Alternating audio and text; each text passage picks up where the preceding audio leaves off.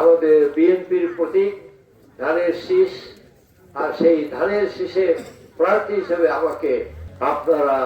Vote দিয়ে আগামী জাতীয় সংসদে আপনাদেরও প্রতিনিধিত্ব করবার সুযোগ করে দিবেন, যাতে করে আপনাদের যে সমস্যাগুলো,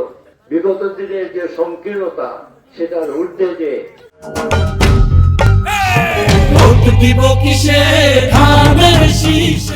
আপনাদের যে কিছু নিজস্ব প্রয়োজন, নিজস্ব কিছু অধিকার, নিজস্ব কিছু বিষয় রয়েছে যেগুলো চাপা থেকে এগুলোর কোনো সুরাহা হয়নি।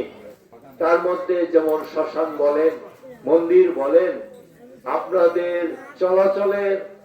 বাড়ি ঘর থেকে শুরু করে রাস্তাঘাট, বিভিন্ন ভাবে যে সমস্যাগুলো রয়েছে, আমি মনে করি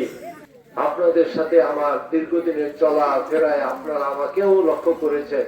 আমি অন্তত পক্ষে একটু নীতি নিয়ে চলার চেষ্টা করি, কারো উপরে কোনো অত্যাচার যাতে না হয়, কারো উপরে কোনো অন্যায় যাতে না হয়, সেই বিষয়টাই আমি সোচ্চার থাকি এবং সেগুলো সুরাহা করে দেওয়া একটা ঐকান্তিক মানসিকতা আমি পোষণ করি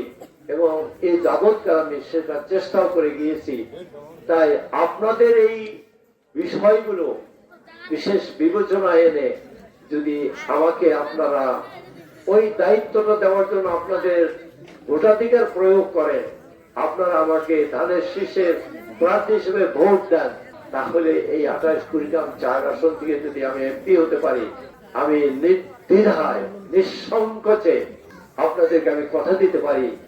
যে আপনাদের এই দীর্ঘদিনের পুঞ্জীভূত কিছু সমস্যা যেটি জটের মতো হয়ে আছে, এটি